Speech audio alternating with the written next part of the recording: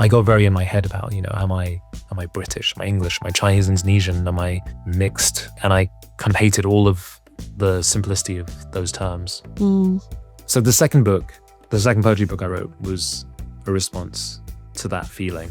Today, I'm speaking to a poet whose writing on identity and family make him one of the most interesting voices writing poetry today. So he walked until his eyes were bleared, until he had to lie down on wet grass dreaming the pages of the quinine plant.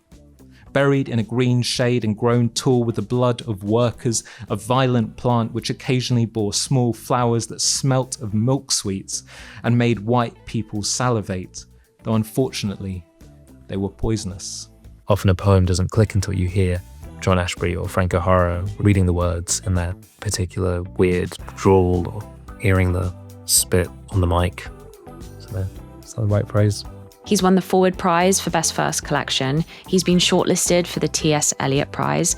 And his most recent collection, Brother Poem, hinges on one single big lie that he says was essential to be able to tell many small truths. Welcome to the podcast. It's Will Harris.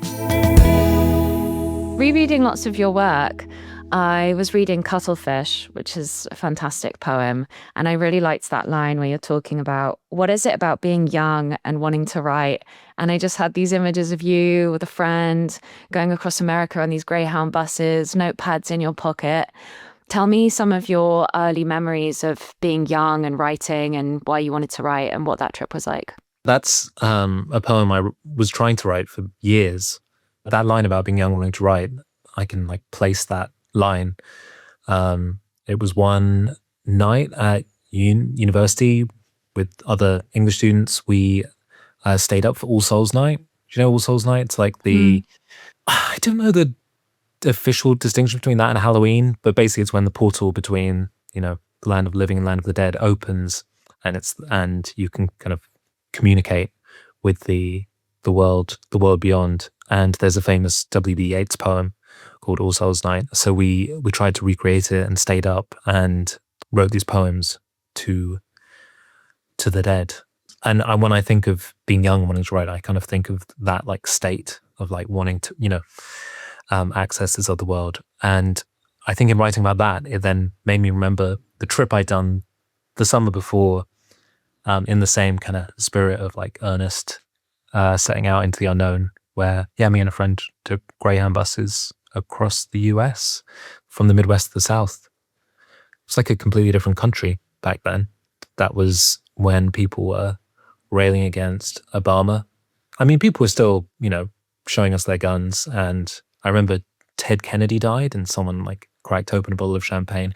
We were completely throwing ourselves on the kindness of strangers because we couch surfed. So we stayed with around 16 different hosts between Chicago and New Orleans. And I kept copious notes. I think I listed the price of every single coffee or meal we had. So that's one reason also why that journey looms really large in my mind, because I kept such a precise record of it. And when I did write that poem, I went back to the notes, and in particular this meeting I'd had with this person in the Midwest who was incredibly characterful and made a really big impression on me and my friend. The reason it's called Cuttlefish is because we got to know her. She was hosting us for a few days. She was a bit older than us, but still really young. She was probably in her early mid-20s and we were 20. And one time, the last time we saw her, a friend of hers was driving us somewhere and she just asked to be let out of the car. And she was like, I've got to go. And so he pulled over on the side of the freeway, I think. And then she got out and she just rapped on our window and said, "See you later, Cuttlefish," and then walked off into the night. And that was the last time we saw her. We ended up staying with that friend. But I had that phrase, "See you later, Cuttlefish," which as far as I know is not idiomatic in my head for years. Yeah, something of its out of placeness, her out of placeness. She was South Asian, living in the Midwest, in I can't remember the specific town, in southern Illinois. So very white, Rust Belt kind of area. Yeah, I was always haunted by it, and haunted by the story she told me, which is in that poem, about a brother dying Anyway, we started? We've started. Okay. No, that was perfect. That was so good. I could listen to you talk about. You just God, want me that's so to. chilling. Also, really reminds me of that film Nocturnal Animals, being on the freeway and people being let out of the car. Oh, so Yeah. chilling. It's really interesting hearing you talk about cataloging everything, even cups of coffee and the people you're meeting. I mean, she must have made such an impression on you, of course. But I suppose one reason that we write things down, I remember when I was writing the tidal year and going to all these tidal pools, I was so forensic about weather, stones that I would pick up, nature. I was so worried that I would forget things that I just catalogued everything. But of course, the act of cataloguing and writing notes means that you do remember things better. So I feel like it's always also kind of a good memory act to be journaling or to writing. Have you had different phases in your life where you've made notes more? It's interesting that you kind of reference like what was going on historically at that time. Do you also feel like you frame it in that and you have more moments where you feel like I'm in a significant moment in time, I have to make these notes? Or is that also day to day? Do you make notes when you're at home as well? No, yeah, I think I go in phases. And it's interesting. I still question how useful they are. I wonder how useful they were for you. I mean, they feel obviously incredibly important at the time, but then you can almost get too much information from notes, and then you can end up not knowing what to select, what's important, what's not, what's valuable to pick from all of the noise.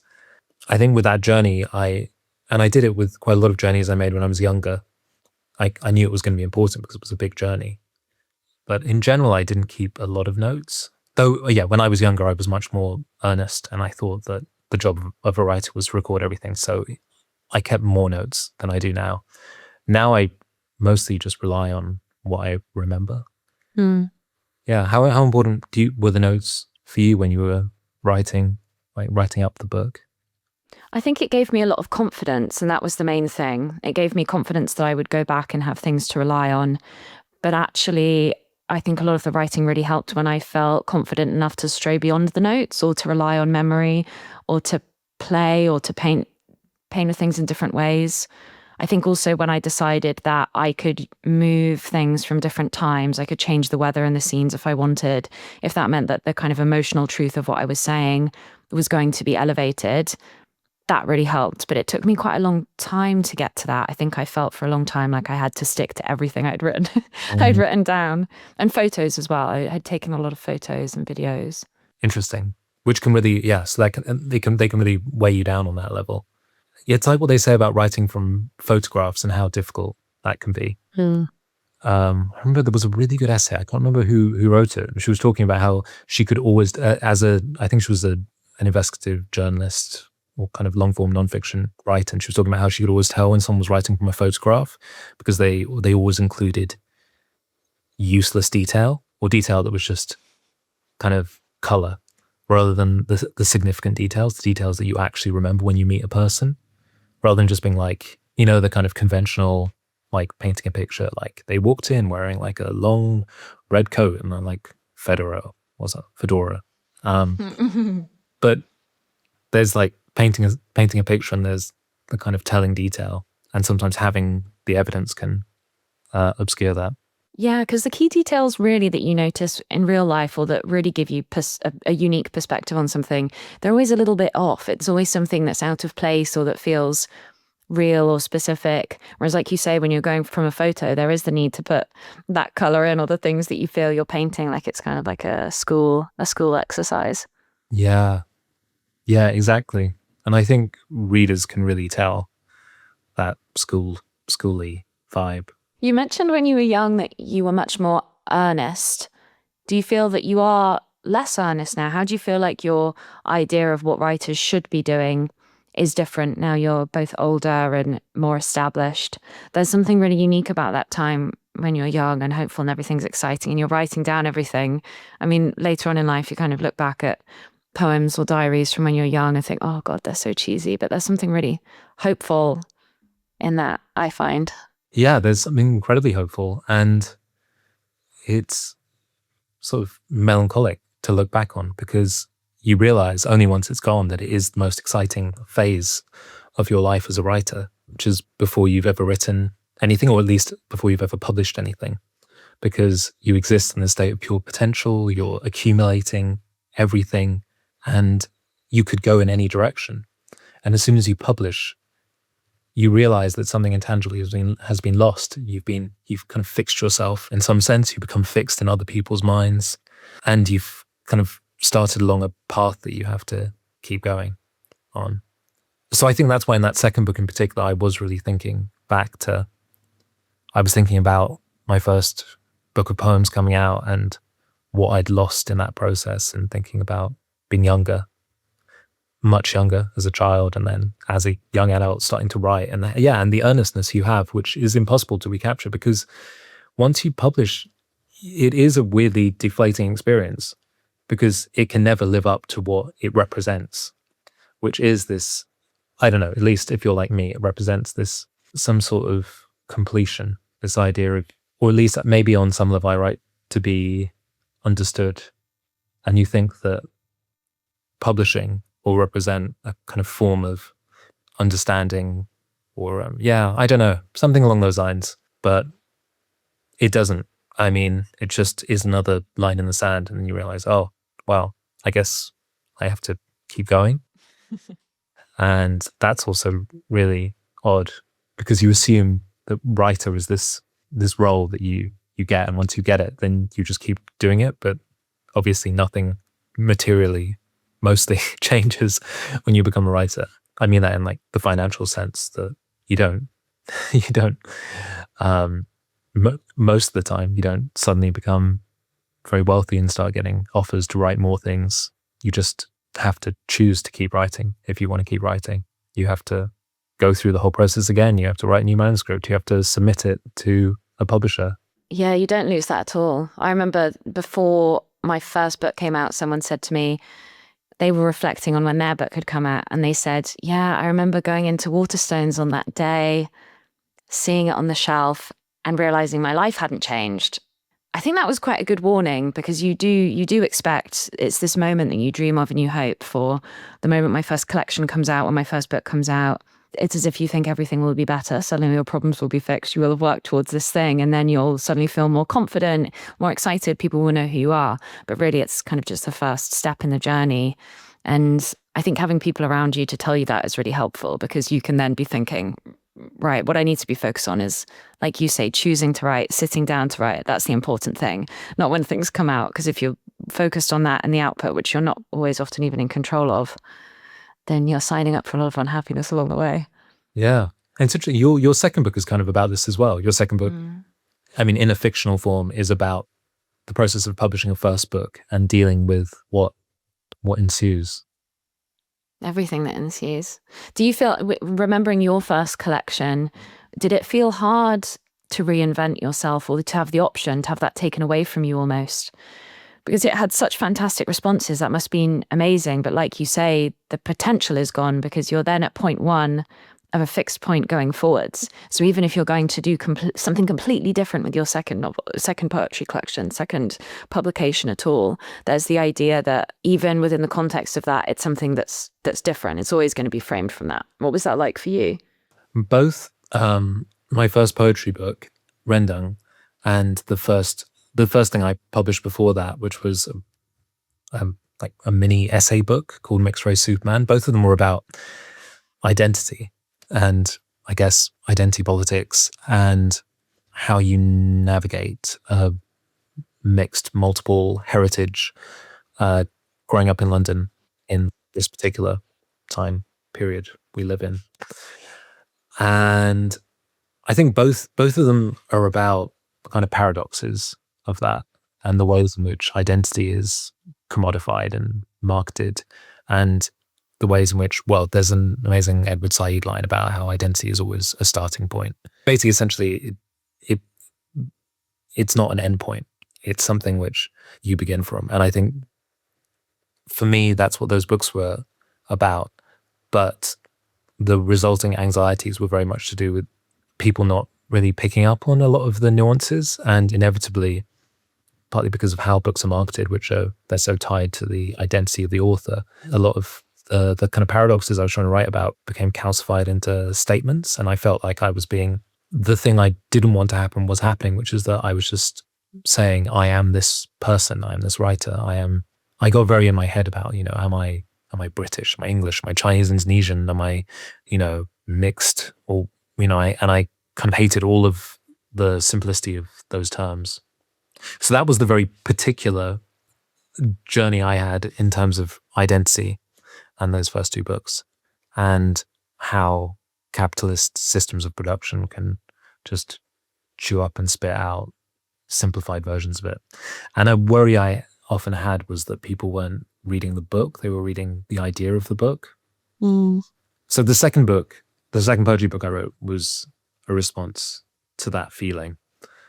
And that's why I wrote a lot more about early childhood and that state before identities have been formed or have settled, when you're still navigating the kind of fluid boundaries of like gender and race and nationality and sexual identity, and everything is to play for. And that's also where I think poetry often begins, because language is also very fluid and exciting at that time. You have a sense of in which language is shaping the world, and your brain is literally being shaped. Your language making faculties are still forming. Was it exciting having written two pieces of work where people were often trying to put you into it, of the I, and make you create these short statements about what it was, and to put you into the work, to be able to create something that was about invented worlds and invented imaginary siblings, to be able to suddenly be kind of asking your readers to think, well, this isn't me, and if it is me, it's a version that's not me. That must have felt exciting, or something that you kind of wanted to put the reader into a certain perspective. Yeah, it's funny. I guess that's what poets are always having, that argument with the world. Like it's not me, it's the speaker, and that's one of the weird in between categories that poetry falls into, where it's like, is it fiction, is it non-fiction? I mean, it doesn't really work within the boundaries when we think of literature. It's like, it's me and not me. It's like, it's this voice that is separate from the self, but also carries all of the wreckage of the self. That's why poets, I think, always tie themselves in knots over this kind of thing. Very few poets will invent a fictional avatar who has a whole identity separate from themselves. But poetry is so much about the little shifts from reality, like taking a memory, an instant, and just tweaking one detail so that it becomes something completely different. And a lot of it is about the idea of speaking, of song, of being possessed by language. And the idea that language never really resides in you, it's kind of passing through you in some form. I'm wondering how that changes your experience of life, or your own perception of yourself, this ability or this desire to be a you that's also not you. Why do you think poets are drawn to that? It's a good question. Yeah, it's funny because poetry has all these associations with confession, with truth-telling. And, there was specifically a mid-20th century movement of confessional poets like Robert Lowell and Sylvia Plath and others, where the poetry is very much about exposure of kind of graphic, personal details. And I think poetry now is still living slightly in the wake of that. There's still this assumption that you've got to kind of spill blood on the page, maybe because it ties into older assumptions about poetry that poetry is a form of truth telling. The poets tell the truth. That's why Plato wanted to expel them from the Republic, because they were mad. I guess that was his reason. He thought the poets were mad. But madmen are also the truth tellers in a society. But in a society which which from the late 19th century to now is obsessed with the individual, maybe truth-telling can only take the form of an individual sort of truth-telling. And poetry is struggling with that, because particularly in the so-called West, the global North, it's hard to escape this rubric of of revealing personal details. I know that in other cultures, poetry doesn't quite have that same function. It's still a more like public form of speech. I mean, like in the Middle East, there's an amazing tradition of Palestinian poets who, they're not writing from. I mean, they may use the I, but they're not writing from a personal I in the same way. It's a voice. It's a kind of voice of the people. It's a voice of witness. Whereas that has been kind of lost in poetry to some extent, in English language poetry. Sorry. But I think a lot of poets struggle with that, because not all of us want to tell the truth about our lives. A lot of us come to poetry for the feeling of, well, being hidden in language, and the feeling of play, the feeling of, the other things that you can use poetry to do. Yeah, the play is a huge part of figuring out how you fit into the world or your ideas, and being able to move things, whether that's yourself or objects or moments or memories, is a really important part of that. Tell me a little bit about being able to play with the idea of brothers. So you were having dreams and thoughts about having not had a brother at that time, and was that where the idea for a whole collection from that came from? Yeah, I think maybe it did start with a dream, a specific dream. I can't really remember now. I know that I started working on these poems before my first book came out. There's always a lag of like at least a year or a year and a half. And I started writing these poems in which I had a fictional brother because I wanted to write about early childhood. And I didn't, well, exactly for, exactly the reasons we've been talking about. I didn't want to write from my perspective.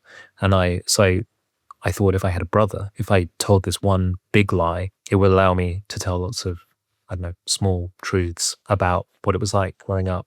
Also, I thought, I always had this idea that people who had siblings would have a better recall of their early childhood because it would be reinforced.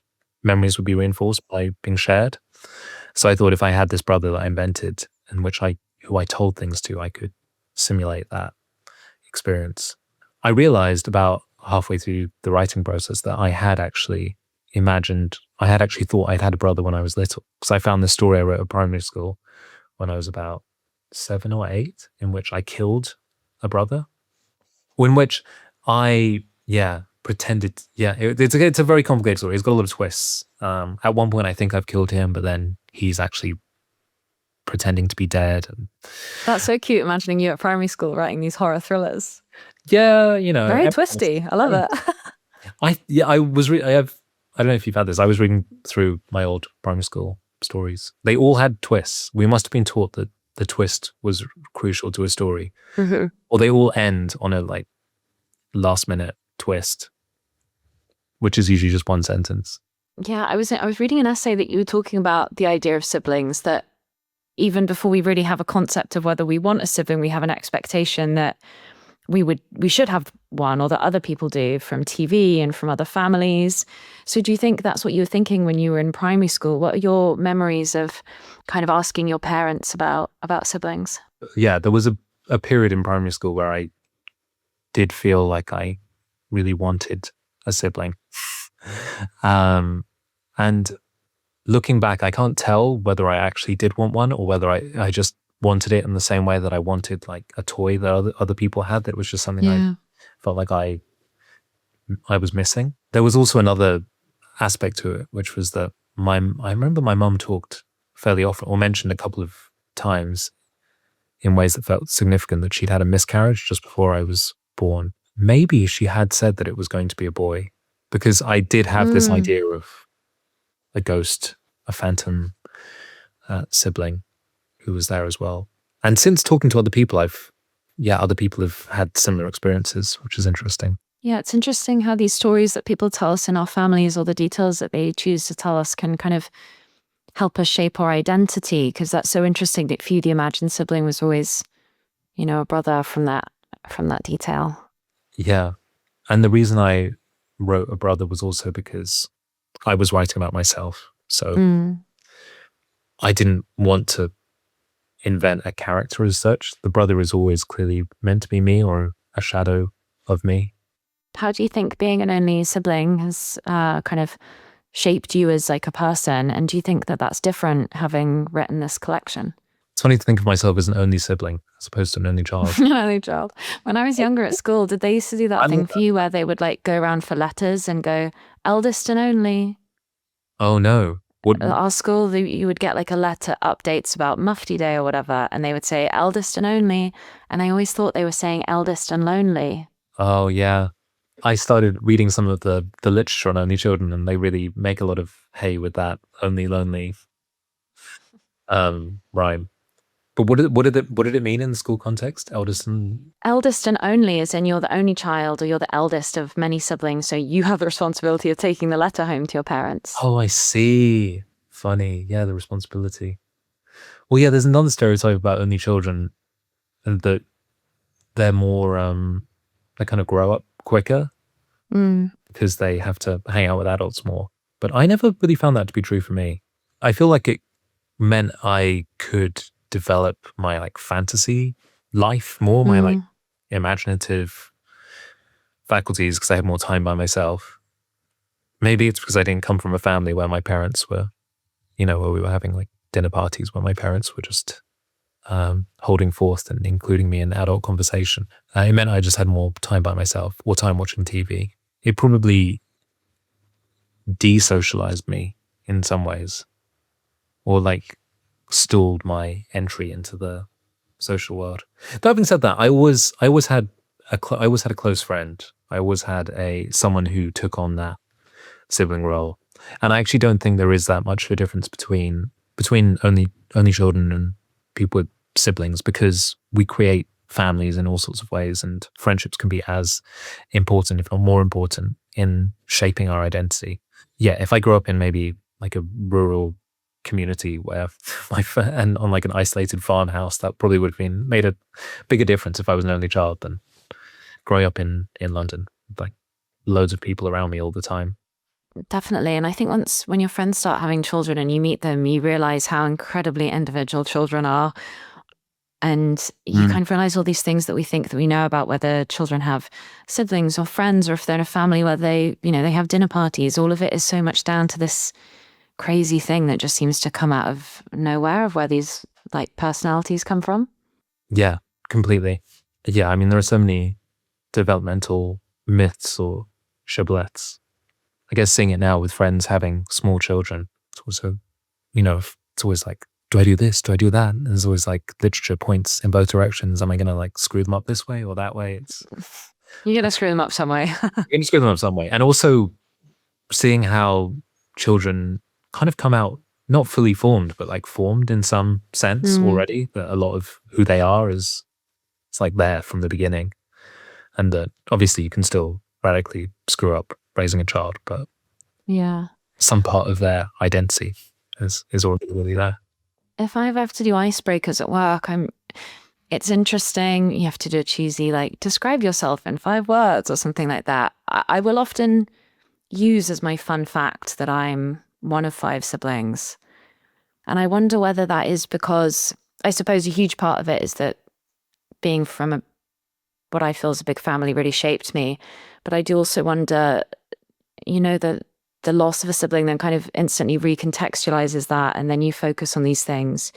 So yeah. I think everything around siblings and family all becomes shaped by the kind of stories that you tell yourselves around identity. But I really focus on that as something about like why I am the way I am. I'll often blame like being bossy on the fact that I've got lots of siblings and people to do, but maybe that's just who I am.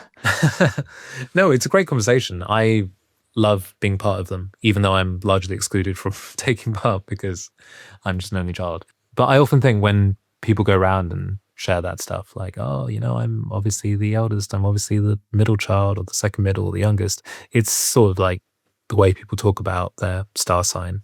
It can obviously have an effect on your development if you're told it at a young age, but it's sort of a circular effect, can become self-reinforcing. And also they massively, like with horoscopes, the stereotypes are often contradictory.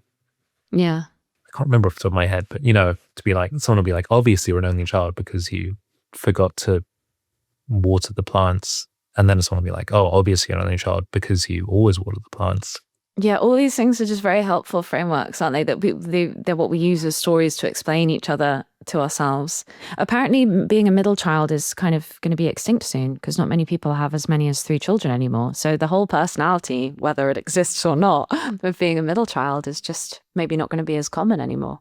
I mean, I wonder if family itself is going to really change as we have this massively aging population and fewer people have children, and maybe the way we live together, if that shifts, people, cohabiting across different age groups, generations.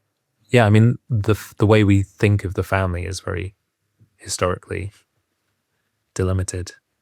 That was something I didn't really get to write about in the book because they ended up being these sort of terse lyric poems. But I was reading a lot about families generally, and I was actually trying to write other prose about it. I'm not sure. It was a fiction project which didn't go anywhere, which was called Family Scenario, but it was the shadow project brother poem, and it was about the relationship between this mixed race male character who meets someone who he thinks might be his sister, and they have this kind of complicated relationship. And I was writing that the whole time I was writing Brother Poem, and I was reading a lot about families and thinking about the strangeness of it. And I guess one of the tenets, I was reading a lot of family abolition theory, which has recently become more popular again by this writer, Sophie Lewis, wrote a book called Abolish the Family, maybe? Something like that. She also wrote a book, Full Surrogacy Now. And a lot of those arguments are coming back to the fore, and I think it's because of these demographic crises and people thinking, again, about, who does the family serve? What is this strange construct we've taken over from growth of this particular bourgeois ideal that no longer fits the economically precarious world we're living in. That kind of reminds me of I read recently Audition by Katie Kitamura, which is a lot about having I won't say too much what it's about, but the idea of family and people and the connections that we have. But the imagined worlds in that book really gave me a lot to think about after. So you might enjoy that. How often do you write things that then don't become anything? I suppose that's often part of the process, right? Like published work is often 10% of the iceberg, and there's so much underneath the surface that we have to write to understand our ideas, but also just to become a better writer. Have you put away Family Scenario for now? Yeah.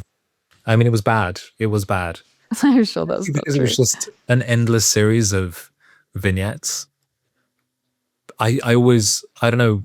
I mean, you're more experienced with writing fiction, obviously, and I don't know what it was going to be or meant to be, but I thought that if I just kept writing these conversations, eventually it would make sense or cohere into something, but it never did, and it just became more and more diffuse. Just be like, oh, looking at ducks, walking along the motorway, reflecting on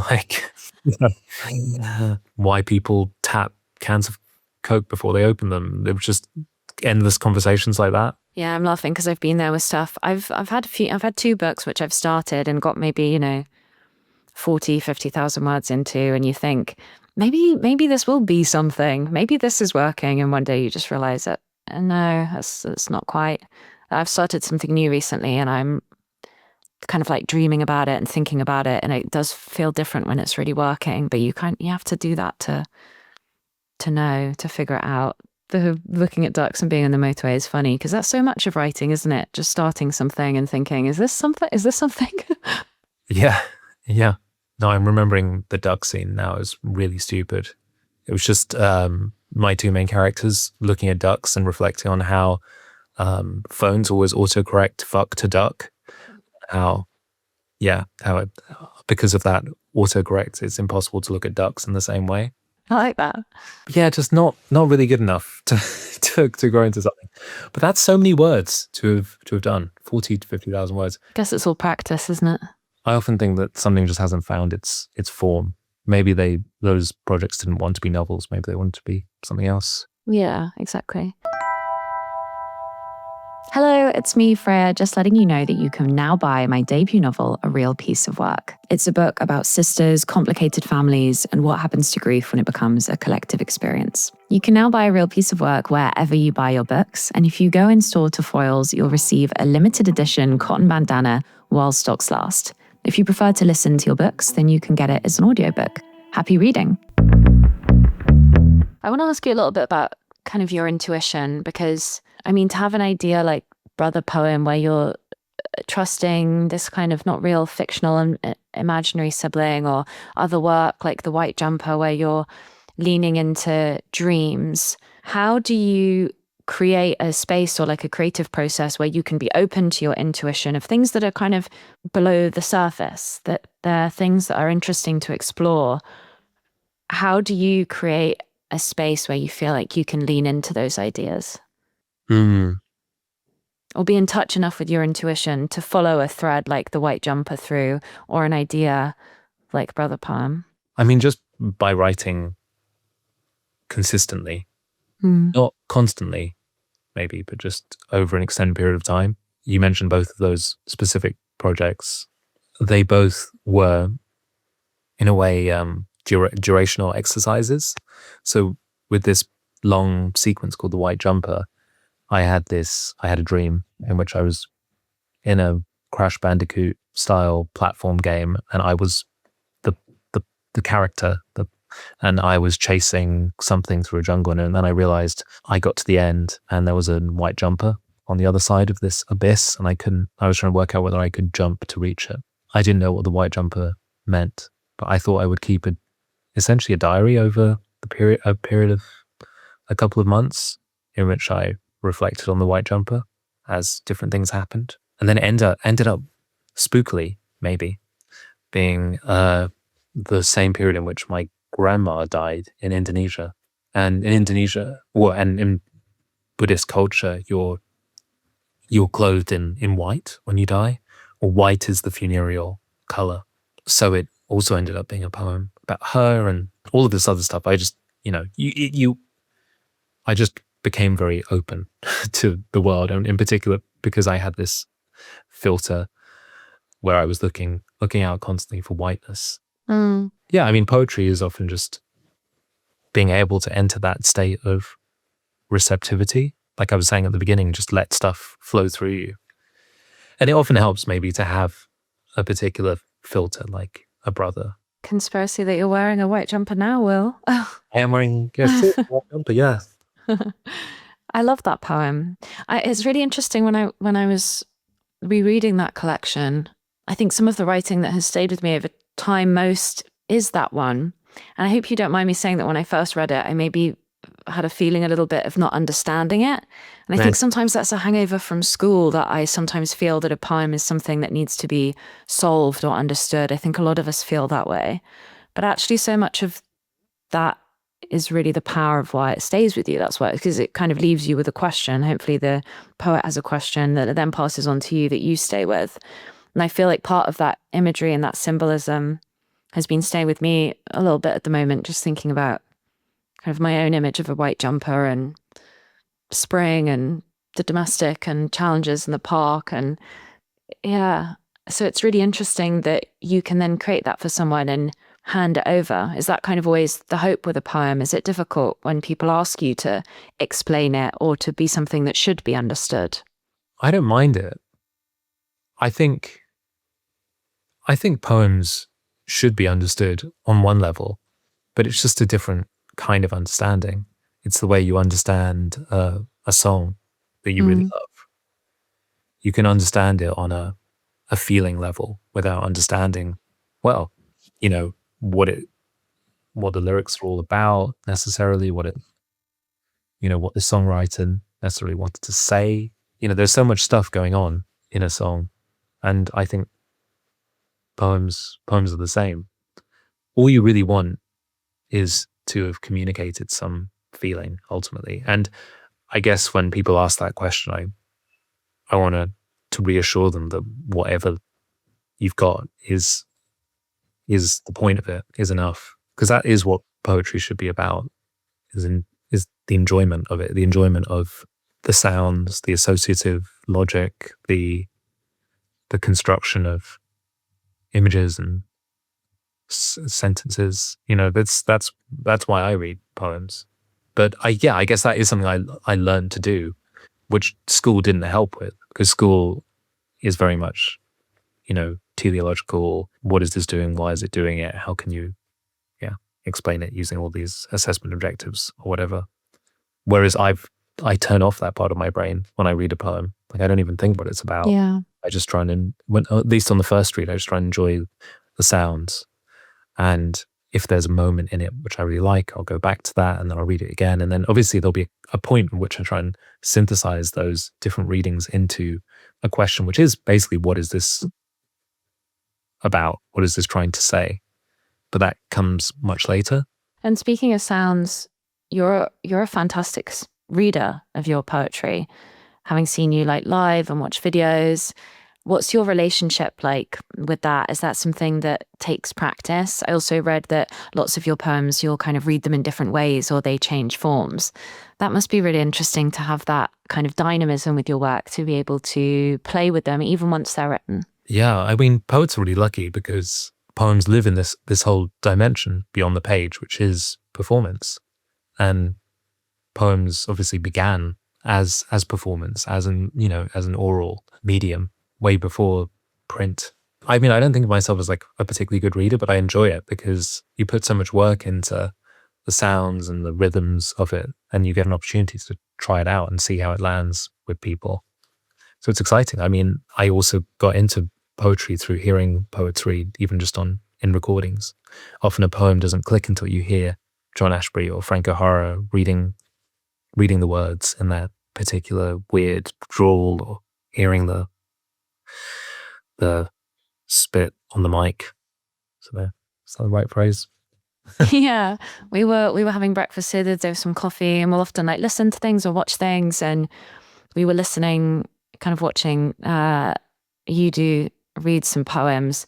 It was a really nice way to start the morning. It kind of puts us in quite a reflective mood. And then suddenly it was broken up with this advert for a jet washer that was clearly made with AI. And I was so thrown out of that moment. But it also actually served this other purpose of helping you realize how much you are transported by listening to poetry. It's striking how bad AI still is at reading. I mean, it just is such a simple thing. And I assume that, I don't know, by the time this goes out, AI will probably already be much better than it is now. It'll be so good. It will have persuaded me to buy the jet washer. Oh, yeah. But I was on a road trip recently and we were trying to find a murder mystery to listen to on YouTube, like an Agatha Christie type thing. And we found one, but it was an AI reading it. And it was so off-putting. I just couldn't follow it at all. No. Because even though it was imitating the speech rhythms, it just was missing it completely. It was missing the kind of heartbeat of the text and the actual breath rhythms. Yeah, and the heartbeat, that's what it's all about, right? If not for that's the heart of what we're looking for in any story. Though to be fair, sometimes authors are bad at reading out their own work. This is a shame. But in poetry, it doesn't matter because a poem only lasts a minute. And it's always better to have heard it in the poet's voice. Yeah, no, it really is. What are you working on next, Will? What will we be seeing in the world that's coming from you soon? I have a non-fiction book about working in care. So I was working in extra sheltered accommodation, which is, for people who don't know what that is, it's essentially a kind of broad range of people from around 50 plus who, for various reasons, mental, physical disability, or being older, need various forms of care. Yeah, I did that job. I was running activities at a number of different homes for about 2 years, and I've written a sort of semi-fictional documentary fiction book about 3 months, a kind of period of 3 months around the time of the Queen's funeral, actually, Queen's death and funeral. That's the next thing that's coming out. But I've also been writing other weirder prose poemy things. But I don't know what form I'll take yet.